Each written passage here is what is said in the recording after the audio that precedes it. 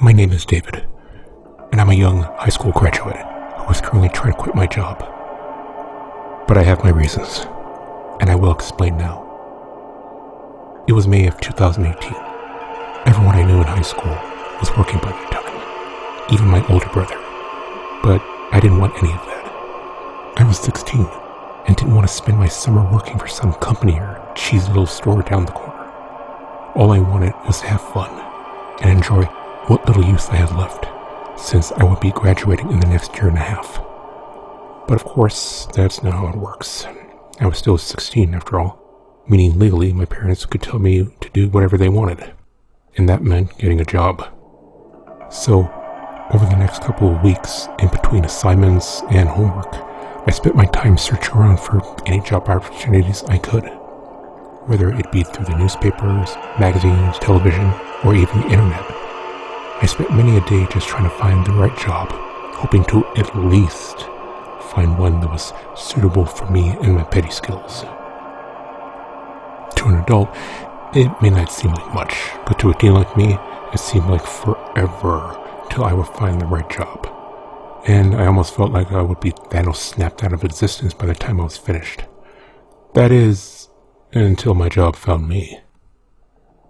I was passing by one of the local super Chuck E. Cheese's in our town when I noticed a young boy about my age walking outside the door.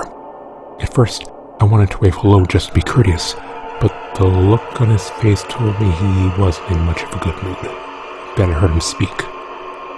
Only, it wasn't speaking so much as him just yelling, which from his tone sounded almost more afraid than angry.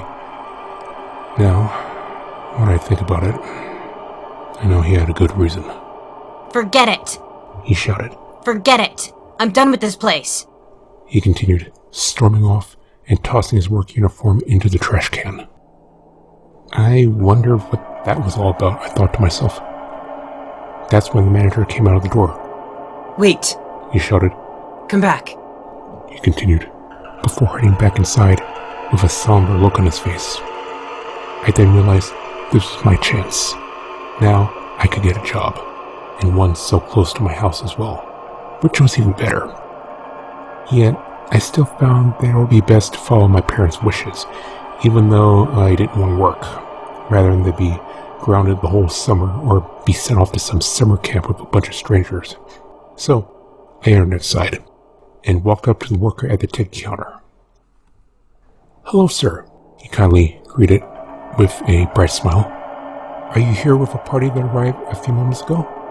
Letting out a chuckle. I spoke. "No. Actually, I'm actually here for a job." Letting out a chuckle himself. The ticket clerk smiled once again. "I do apologize for the confusion, sir," he said. "Just take a seat on that bench and I'll go get the manager." He continued before walking off. "Thank you," I said as I sat down and waited. After about 10 minutes, the ticket clerk came out, the manager, and I recognized him right away. It was my high school buddy, Sebastian. Ah, so you're the one who came here to apply for a job. "Sebastian?" I asked in a surprised tone of voice, looking at him. I could tell he was just as shocked and surprised as me. David? He asked. Is that you? He continued as he looked at me. "Gotta say, never thought I'd see you as a working type," I jokingly said. "Especially here of all places," I continued. Yeah, well, I got tired of the folks nagging on and on about how I need to do something other than art commissions, said Sebastian. "Anyway, here's your job application." He continued as he handed me a clipboard with a paper attached to it. Quickly filling out the application, I then handed it back to Sebastian, who in turn handed it over to the ticket clerk. "Please bring this to my office," said Sebastian. "I'll be busy taking my friend on a tour of the pizzeria." Nodding, the ticket clerk grabbed the job application, leaving a sign on the front desk that said, "Will return shortly. Thank you," before running off in a hurry. Of course, this worried me a bit. Would I have to really work that quickly? As we began to tour the place, I got a good look at everything and everyone around me, so as to better understand what it would be like and to get a good feel of the environment, as well as to memorize it all. so I wouldn't get lost. It was rather huge, with several different broken up areas, such as an arcade room, a play area containing obstacles and anything else fun, a laser tag and laser grid room, a stage show area with a built-in interactive dance floor where the animatronics would perform various dance movements based on what their hidden eye cameras caught the guests doing, and a very large dining area with lots of chairs, as well as a buffet counter, a kitchen with a medium-sized sliding window, which was used to view how they made their food, and also to pass out food to the staff during birthday parties and or special events. Lastly, there were 2 separate restrooms, one for customers and one for employees. Basically, this place had a lot of stuff that no normal Chuck E. Cheese anywhere else would have. It was all rather expensive stuff at that. How they could afford it all was a mystery to me, yet I was impressed by it, and how amazing it was. Sure seemed like a fun place to be, too. However, the tour didn't end there. That was just the first floor, and we still had 3 more floors to go. Just how big was this Chuck E. Cheese anyways? I didn't have to wait that long to find out. We then approached the 2nd floor, which led to a door labeled CEC, Staff Lounge. Staff only, in parentheses under it. And had a key card right under it, probably for security reasons, and to keep out intruders or some curious child who strayed too far past the party area. To unlock the door, Sebastian placed a card into the card reader before pushing it open, leading us to the next part of our tour. As we entered inside, I was amazed by what I saw.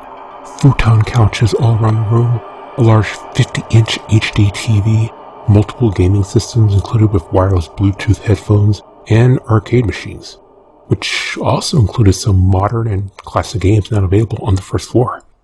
There were vending machines, which contained various tasty snacks and beverages, a coffee machine with various coffee flavor packs including rare flavors never seen before, even a miniature refrigerator/freezer unit, and a cooking area, microwave, and mini oven included, 2 sinks, and even a window to get a view of the guests below. There was just so much stuff in that room that it seemed more like a tiny house rather than a staff lounge. After a tour of the 2nd floor, we took the stairs up to the 3rd floor, where another door greeted us. The words Mechanics and Engineering were labeled on it. I assumed that was where the animatronic band was taken to be repaired or upgraded. I was right, of course, because once we entered inside, I saw parts and pieces of animatronics, old and new, scattered all around the room, with fursuits laid about on counters and tables, and clothes as well as toolkits, which kinda gave me a bit of a creepy FNAF vibe as I walked past this metallic boneyard towards the next door. The words security room on it, and as we entered inside, I could see dozens of monitors. They showed me the entire building, inside and out, which made me feel somewhat glad that this Chuck E. Cheese was a lot safer than many other ones, giving a nice sense of security. Anyway, I went home after the tour ended, trying to get a good night's sleep, but being too excited to even sleep at all. I had finally found a job, and now my parents can finally leave me alone for once. Luck was finally on my side. But, like I said before, not exactly a summer I wanted to remember. But, it'd be the alternative, having to go to a summer camp full of angsty and hormonal teenagers. Ooh, I shudder just thinking about it. The next day, I woke up around 6 a.m. and got myself ready, taking a quick shower and brushing my hair. Then, having a quick breakfast, and before rushing over to the Chuck E. Cheese, where my friend and new boss, Sebastian, was waiting for me by the front door. He had a stern yet happy expression on his face. I see you decided to show up after all, my boss said sternly. And to think I was just about to post job editions online, he continued as he let out a chuckle. I couldn't help but chuckle myself as well. Well, I'm here to stay, I said, smiling at him. So what job would you like me to do? I asked as I followed my boss inside and entered the building. Is there anything in particular you're looking to do? My boss asked as he led me around the building. Well, Something easy, but not too easy, I said. Something to pass the time, but still keep me busy, I continued as I rubbed the back of my head, pondering my thoughts. Looking around, my boss began to rub his chin in thought, only to stop after a few minutes before snapping back to reality. I've got it! He excitedly shouted, which caused me to jump up in fright for a moment before calming down, looking back at him. Sorry about that. My boss said, letting out a chuckle. I smiled nervously, as if afraid my boss would think I was a big sissy. No worries, I said. Now then, you'd better come back later tonight. My boss said. Later tonight? I asked. But why? I continued as I looked at my boss with a confused expression. I will explain later. My boss said sternly. Doing as my boss said, I went home, coming back only to be greeted by the sight of my parents with their arms crossed and stern-looking expressions on their faces, letting out a sigh. I looked back at them with an annoyed, yet calm expression. What do you want now? I frustratingly asked. What are you doing back here? My mom angrily asked. You're supposed to be out job searching, mister. She continued. Your mother's right, son. My dad said. Even if she is raising her voice a bit too much. I couldn't believe what I was hearing. My parents were still nagging me, even after I came back home from Chuck E. Cheese, yet I suppose it was my fault for not telling them I got a job when I should have. Giving into my emotions and finally having enough of my parents' nagging, I snapped. Something I had never done before.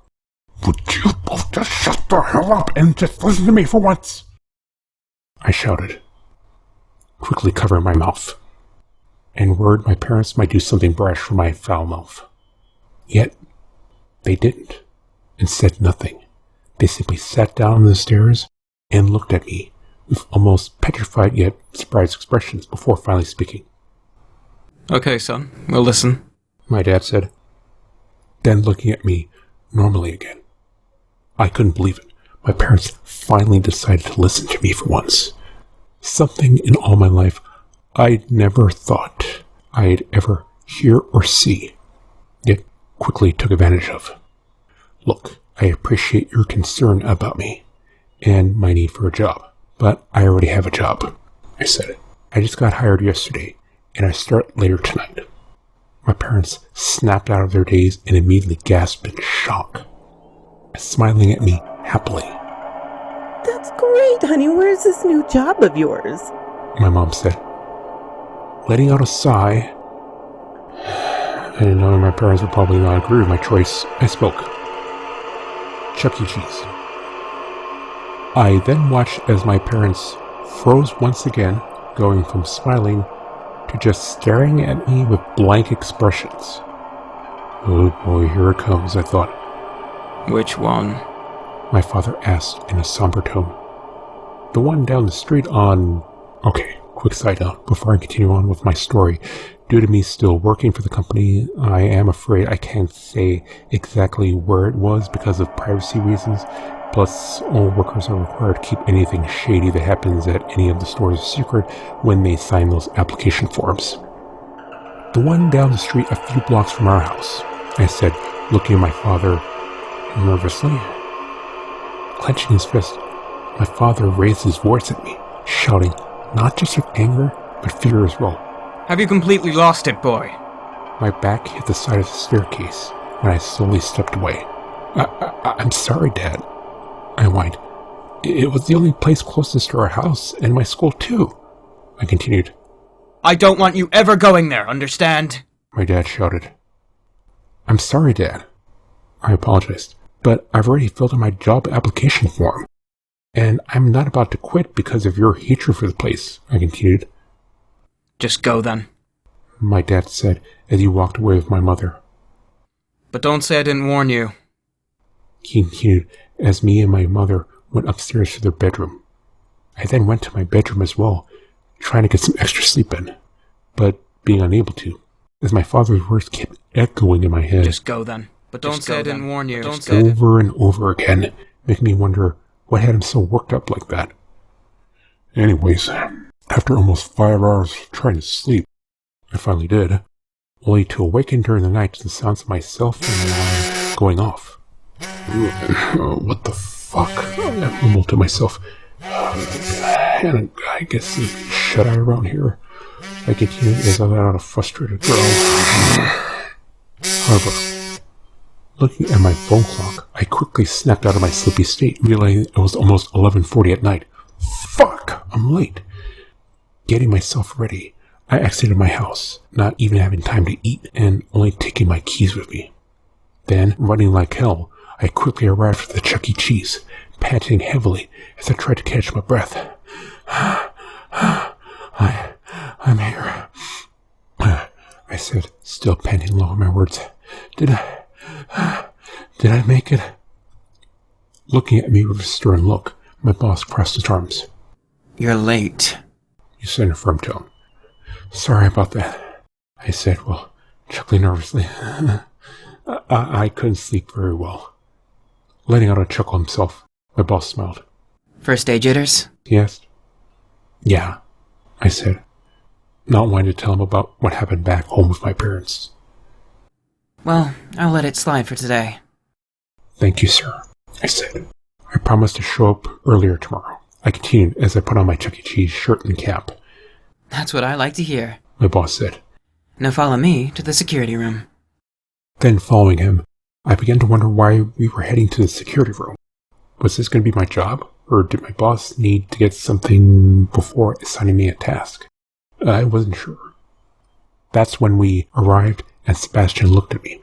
Welcome aboard, Security Officer David, he said. Security officer? I asked, looking at him confused. That's right, my boss said excitedly. What are my tasks? I asked, looking at my boss. It's quite simple, he said. You just need to monitor the screens, and keep an eye out for any hooligans trying to vandalize or sneak into our property. Nodding, I watched as my boss left for the night. Then, closing the door, I sat down and watched all the monitors closely. Not much activity, except for the animatronics performing for an empty room. Kinda creepy, if you ask me. A little boring as well. But that's when things took a strange turn. As I monitored each area of the Chuck E. Cheese, the screens began to freeze and show static. I could also hear whispers and the laughter of children as well. Just what the hell was going on? I thought maybe it was my mind playing tricks on me, or perhaps an employee pranking me because I was the new guy. Either way, I was beginning to get anxious, even though it had only been a few minutes since I started. But I decided to tough it out, only focusing on getting my job done so I could go home the next day.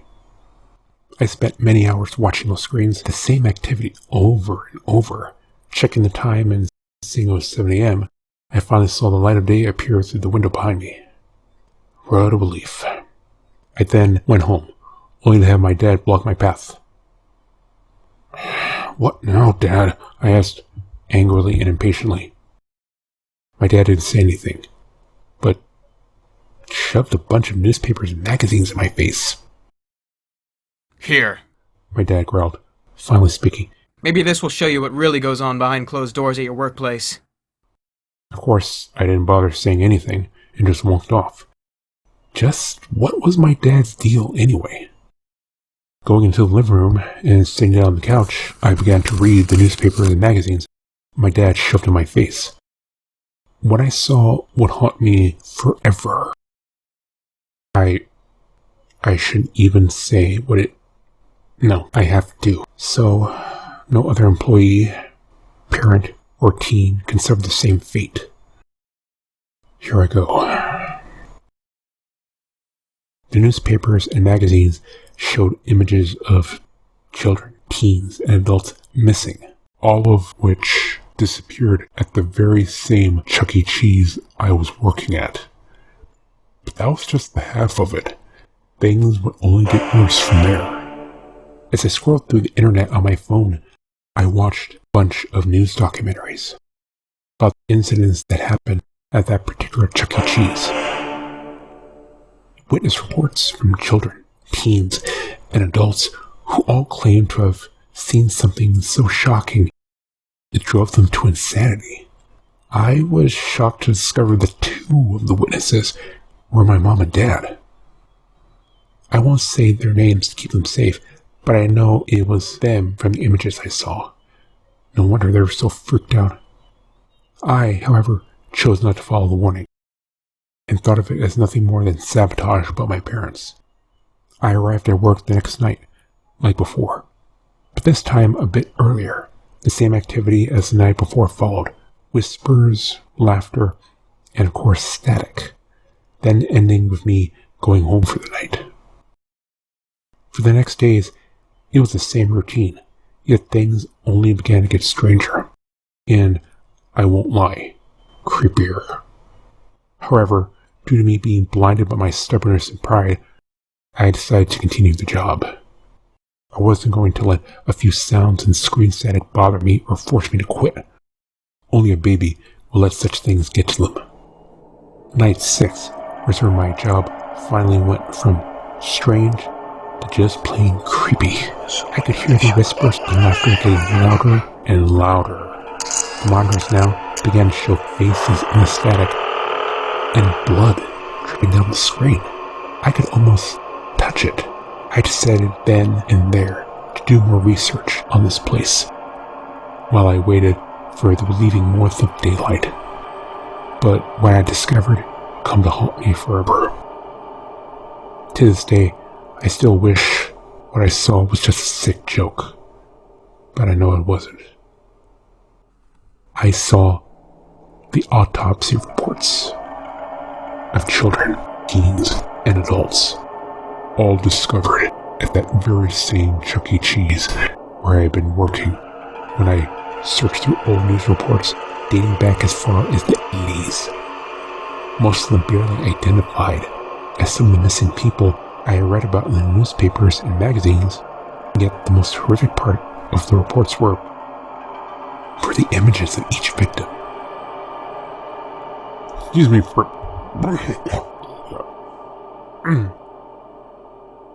They all had bite marks belonging to an animal of unknown origin. Their bodies were mangled and decayed in such a way that I can't even describe. It was like something out of a horror movie. That's all I can say. Anyways, I managed to get through the night okay, but when I got home, I wasn't able to get a single minute of sleep. All I could think about was the strange phenomena I had been experiencing at that Chuck E. Cheese. The missing children, those gruesome and grisly images, not to mention the fact my parents were somehow involved in all this. And now I was too. The final day of my first week, things didn't seem to change much. It was pretty much the same activity I had been experiencing. I was hoping it would all just end there. But it didn't. The first night of my second week got only crazier. The sound and noise became louder, going from whispers and laughter to cries and screams of terror. Looking at the monitor, I could see things in the different rooms being moved about. It was like some kind of force had been doing it. I then saw what I thought was a child playing in the ball pit of the play area, but it was too blurry to see clearly, so I tried focusing the image up a bit, but the camera just went static. That's when the answers became clear to me. Something happened at this Chuck E. Cheese. Something so terrible, it drove everyone involved to silence, including my own parents. That past had now literally come back to haunt the very place where it all happened. But why? I had to find out more, so I went back on my phone. What I discovered next left me silent as well.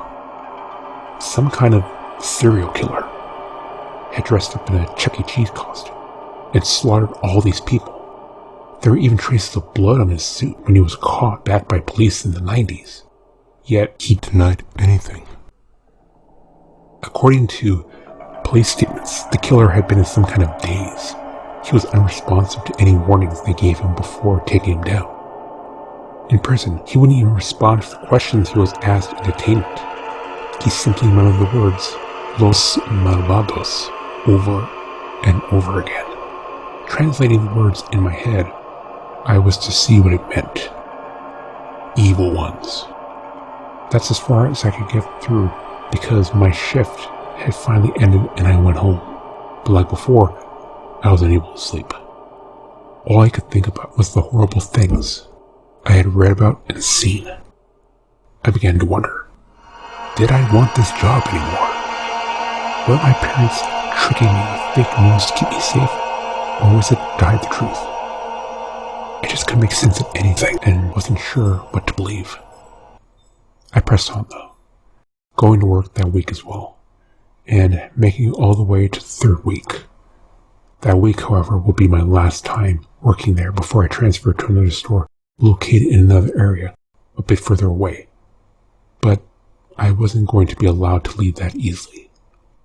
Things seemed normal on the first night of my third week there. Well, I wouldn't exactly say they were normal, but I continued on despite all of the usual creepy sounds and stupid security glitches.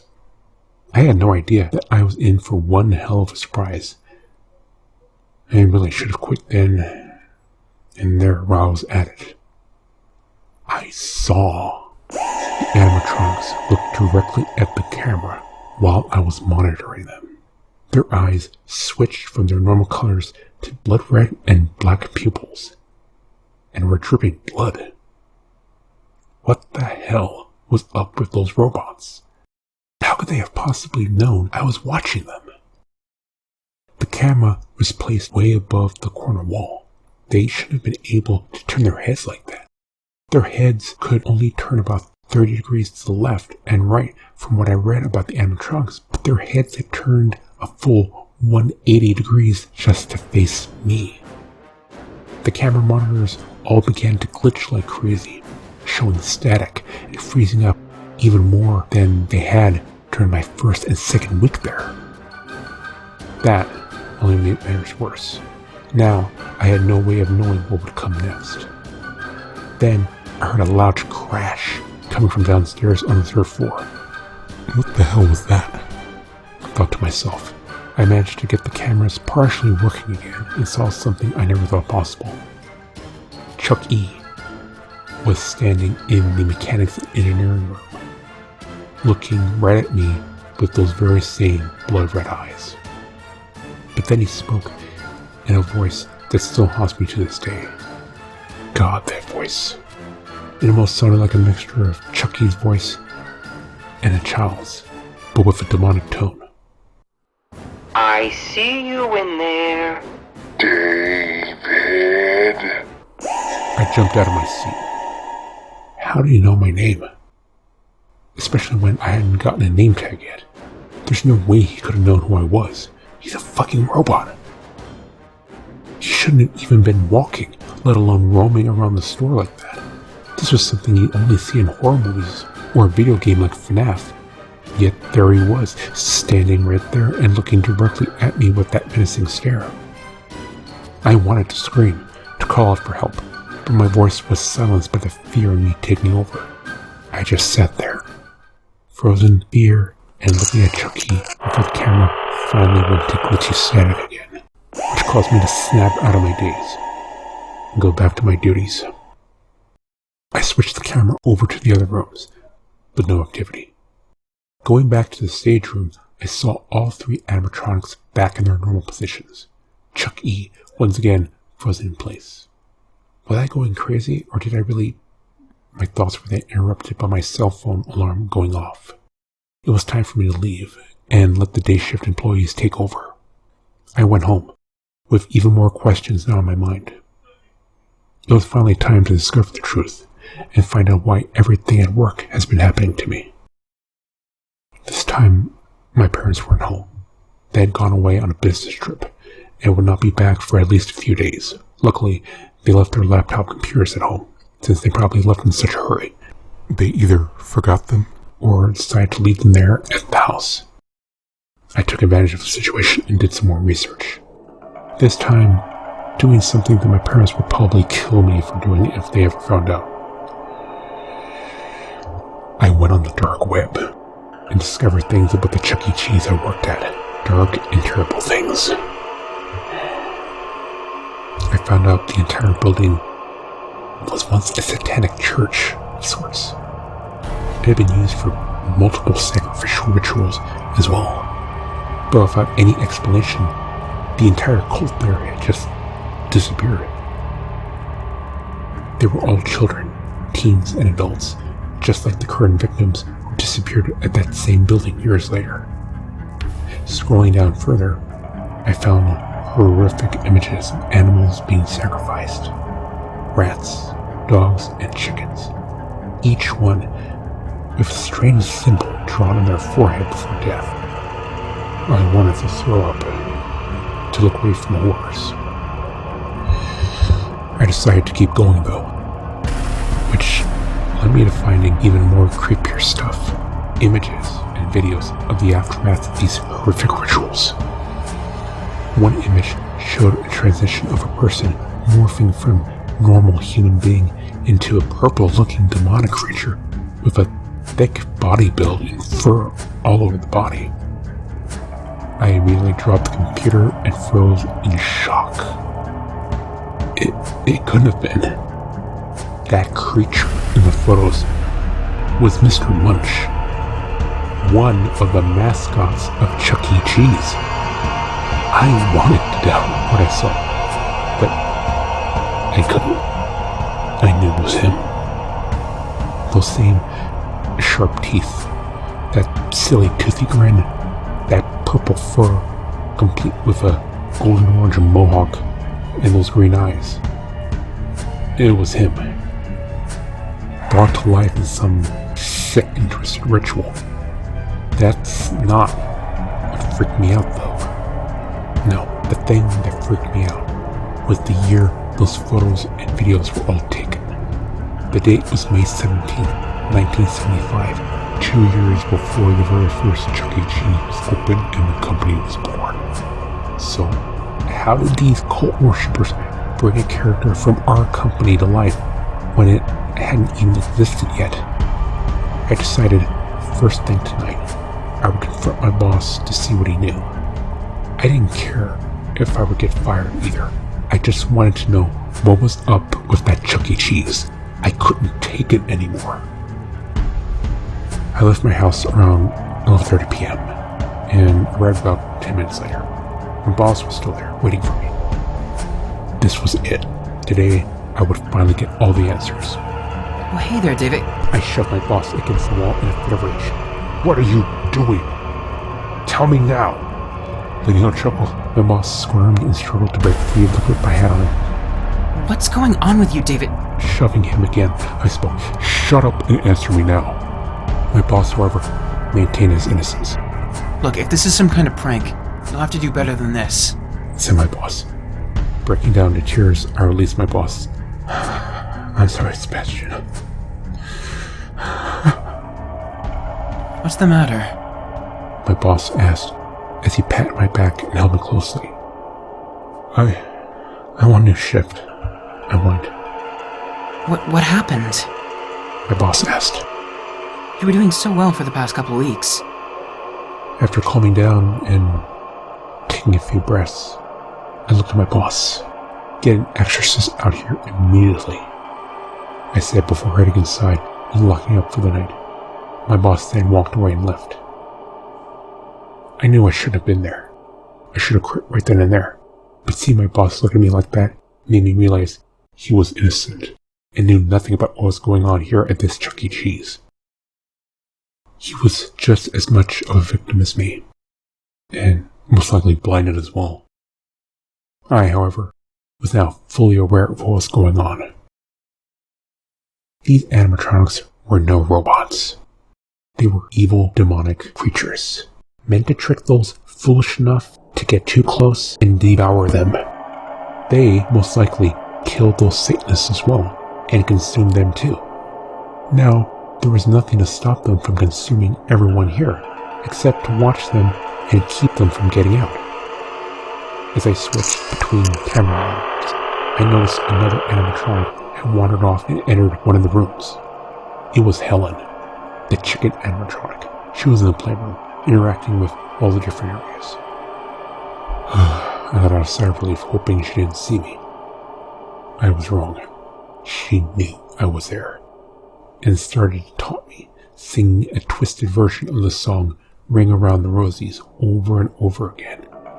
It was in the exact same mixed voice as Chucky. I'd rather not repeat or share the lyrics, but I might as well. Sorry. Just give me a moment to clear my throat. Okay. Here's what I heard Helen singing. We're gonna get you. There's no escape for you. If you try, you'll die. Time to say goodbye. We're gonna get you.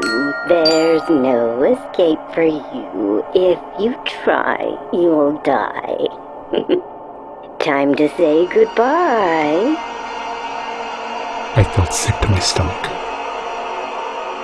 It was like my entire childhood had been twisted and altered. I grew up going to this Chuck E. Cheese as a kid, and I remember each birthday I've had here too. Now, it was nothing more but a literal hell.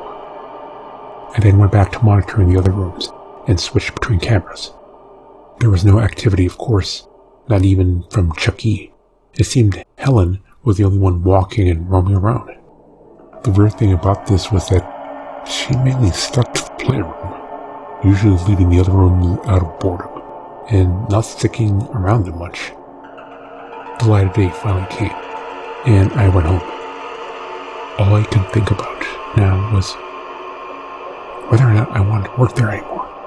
Should I quit and let my boss deal with these monsters himself? Or stay, find a way to stop them? I wasn't sure. Taking out my cell phone, I left a message to my boss. Hey, Sebastian. Sorry for losing it like that last night, I said. I've just been stressed out lately, and I'm not sure if I can take the night shift any longer. I hung up and put away my phone, waiting for a call back. I then checked my cell phone after a bit and saw that I had gotten a text from Sebastian. I understand you're stressed out, and I appreciate you being honest with me, but I'm afraid there are no day shift jobs available right now, the message said. Please be patient, and I will message the company to see what I can do. I closed my phone and let out a sigh. Great, looks like I'm stuck in that hell a bit longer, I thought to myself. Could this day get any worse? I was really up the shit creek without a paddle now, and my boat was sinking fast. I had no other options left but to hang on as long as possible till my boss got me out of there, even if he had no idea what was really going on in this store. I went to work as usual, and locked up for the night. This time, however, as I switched between cameras and monitored each room, I saw they were empty. The stage room, however, was not. Chucky and Helen had not moved at all since I started my shift. They were perfectly stationary. What a relief. They've run out of power. I, of course, only ended up jinxing myself. As I zoomed in on the animatronics, I saw the monitor glitch and freeze up again. Then it went to static, and I could hear the screaming and crying of children. I should have known better, I thought to myself. I had been there long enough to know what that busted up monitor screen sound meant by now. As the monitor returned to normal, I saw that this time, Mr. Munch and Pasquale were both gone. They had wandered off just like Chucky and Helen did, only in one place I knew they'd be. I switched the camera over to the kitchen area and buffet counter I remembered from earlier when I took the tour with my boss. I was right, of course. Mr. Munch was by the buffet area, eating old and stale food from the counter.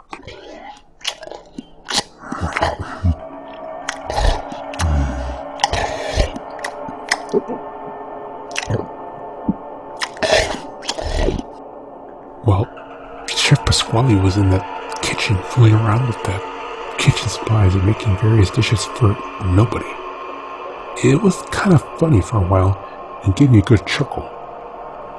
Until I saw what Chef Pasquale and Mr. Munch did next. Pasquale began singing and humming a creepy and distorted version of the Italian March, or Funiculi Funicula, for those of you who speak or understand Italian. I watched as Pasquale sang while violently chopping up cuts of meat with a meat cleaver. He had those same blood-red eyes as Chucky and Helen, and looked right at me as he continued violently chopping up the meat. Looking at Mr. Munch made the fear in me grow even more. It was bad enough that these robots wanted to either rip me to shreds and stuff my corpse full of robotic parts, break into the room I was in and kill me, or even butcher me alive and cook me like a turkey. Being eaten alive by one of them was even worse though. Mr. Munch got his name for a reason, and he looked like Pennywise with all those sharp and serrated teeth of his. His smile wasn't even a silly, toothy grin anymore, like in those old posters from the 90s. It was now a humongous and outstretched bear trap of a mouth, but with a lot more teeth. I was the poor animal now being hunted. I kept monitoring both animatronics until finally the light of day came. Taking a quick and last look at the stage room, I saw all that the animatronics were back on the normal spot. It was like they never got up and left. 4 animatronics down, 1 to go. As I left the building, I saw employees cleaning and preparing for more guests that would arrive soon. I almost found it sad and worrisome that none of them were able to see those animatronics for what they really were. Not the children, not the teens, and not even the adults. I was the only one who knew and saw the truth. Then I went home and crashed on the couch as soon as I arrived, but my dreams were haunted by everything I had seen and experienced. I began to see flashes of children, young and old, giggling and playing one second, and then screaming and crying in terror the next. I could see those fucking animatronic demons taunting me and devouring parts of their victims, telling me I couldn't save them, and that I was next.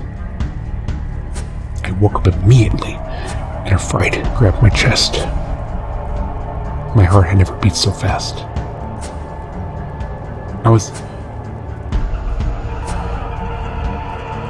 never more afraid than I was then. I didn't even feel safe in my own home anymore. I realized then and there the only way to end my torment is to stop those monsters from taking any more innocent souls or tormenting anyone else was to destroy them and the grounds in which they spawned from. I didn't know how I would do it, but I had to act fast. It was only a matter of time before someone foolish would release them from the confines of that Chuck E. Cheese and set them all free. I could not allow that to happen. I then went on the internet looking up ways to ward off and destroy evil spirits, especially demons. I found all sorts of cool stuff too. Things like holy water, sacred embalming liquids, and special spiritual oils to protect yourself and others, as well as using special sacred potions to start fires that can burn down any evil grounds and kill off the spirits spawned from them. Not hesitating for a second, I immediately got to work and ordered what I needed from the internet. I got all sorts of stuff: holy water, sacred oils, special potions, powerful herbs, and even a spirit guide with magical spells and holy incantations included. I was now ready to end this madness once and for all. I didn't care if it meant losing my job or going to prison. I hid the equipment in my school bag and went to work as usual. But no amount of bravery I felt could prepare me for the shocking news I was about to receive. I arrived at work, only to see police officers and a mortician vehicle parked outside the front lawn. What happened here? I thought to myself as I ran up to the officers before being shoved back by one of them. Stay behind the tape, sir. This is a crime scene. The officer said. I work here, though, I said to the officer. Can you tell me what happened? The officer let out a sigh, then placed a hand on my shoulder. I'm sorry to tell you this, but the manager who worked here is dead. I immediately froze and dropped to my knees. I watched as two morticians carried out a body bag with my dead high school buddy inside. It didn't take a detective or FBI agent to know what happened. Those fucking robots did this. Will you be alright, son? Asked the officer who helped me back up. You're certain it was Sebastian and Lucius? I asked in a broken voice as I struggled to hold back my tears. Yes, his ID was on him, said the officer. I'm sorry about your friend. He then handed me a plastic card and left with the other people there. I angrily crushed the card and tossed it on the ground without a care. I had only one focus on my mind. I wanted to seek revenge, not only for those who had fallen victim, but for my friend, who became their latest victim. I took my things inside and marked the entrance door and exit with sacred oil. I also marked each and every window too. There was nowhere for those monsters to get out now. I would take them with me if I had to. I then headed up to the security room and started my shift like any normal night. I watched each and every room like a hawk. This time, all of the animatronics had walked and wandered off, each one going in different rooms. Chucky was in the mechanics and engineering room, and Helen was in the kiddie zone playroom, while Chef Pasquale was in the kitchen area, and Mr. Munch by the buffet area. The only animatronic left now was Jasper the dog. He was the toughest to track, because he kept teleporting from one room to another.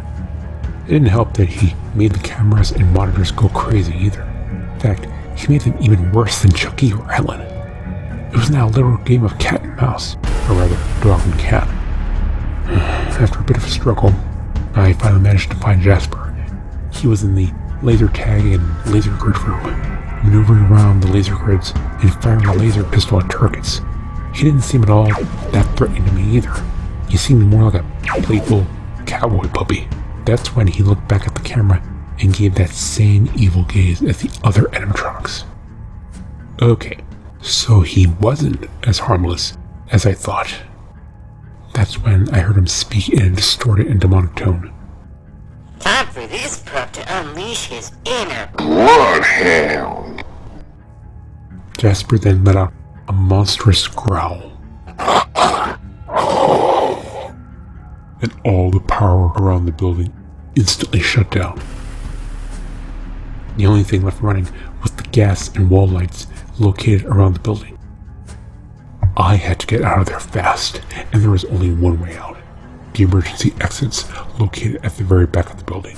It would not be easy though, because the whole place was built like a maze, with no other options left, and no security to keep me safe. I grabbed a flashlight and exited the security room. I looked around, shining the flashlight all around, but it was clear. I then walked down the stairs to the next floor, where I knew Chucky would be. I wasn't looking forward to it. I entered the mechanics and engineering room, only to find it was empty. I was safe for the moment, but I had to get out of there fast before Chucky came back. I shined my flashlight around, hoping to find the knob, but I found Chucky instead. He just stood there by the rotting and decaying endoskeletons of a broken down brown bear and gorilla. Go to hell, Chucky, and get out of my way, I shouted as I threw a vial of holy water at Chucky's face, causing it to dissolve and melt away, which made him screech in pain as half of his face fell off, revealing a demonic monster underneath. I then exited the room quickly and headed down to the staff lounge on the second floor. This was perfect. I finally found a way to destroy this entire place and blow it to hell. I quickly started slicing apart gas pipes and messing with electrical outlets. I also left the water running before heading down to the first floor. As I looked around, my flashlight began to die. This was Jasper's work, so I took out some sacred oil and blessed my flashlight, which quickly caused it to work again. As I walked around the massive building, I noticed all the doors, windows, and exits had been blocked by chairs, tables, and arcade machine. They really didn't want me to leave, so they blocked any paths out. I wasn't going down without a fight, though, and prepared more vials of holy water. I was finally ready to take down these fucking monsters. After a bit of walking around in this hellish maze, I made it to the kitchen area, where I repeated the same actions I made in the staff lounge, and double-checked just to be sure my plan would work. It had to. This was the only option left. A long walk later, I made it to the very end of the building. Helen, Mr. Munch, Pasquale, and Jasper were all waiting for me. They would not let me leave, though, and I wasn't about to let them add me to their kill count. I threw holy water vials at each one, causing them great pain as their big fleshy sheaths began to burn off and expose the monsters underneath. Brutal, I know, but it was quite effective. Anyway, I managed to get out the back exit and make it outside. But I was suddenly grabbed by a cold metal hand. I looked behind and see Chucky dragging me back inside that hellish building. I knew now this was it. If I was going down, I was taking these metal monstrosities with me. I then turned on my special silver lighter and tossed it onto the ground. Watching as the entire building exploded into flames. All the souls trapped there were now free and floating back up to the heavens. At last, the evil which took all those innocent souls were now gone.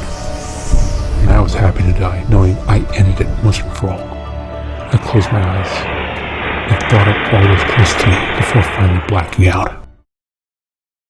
A few days later, I woke up in a hospital bed, hooked up to several IV drips and medical monitoring machines.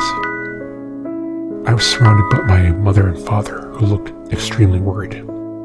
Oh, thank God you're okay. I thought we'd lost you. My mother cried as she broke down into tears. I smiled at my mother weakly, knowing the pain in my body as I hugged her. I'm here now. I will never be stubborn or disobey you guys again, I said, wiping my mom's tears with bandaged fingers. Next time, you take the jobs we offer you, okay?